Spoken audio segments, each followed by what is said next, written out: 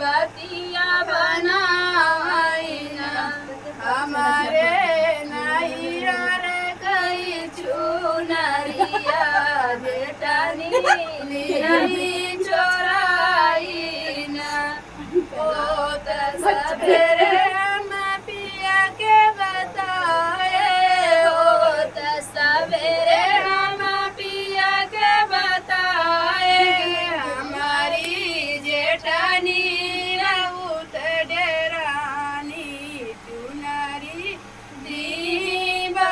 दीवाइना हमारी जेठानी बहुत डेरानी चुनरी दीवाइना हमारे नैहर कई चुनरिया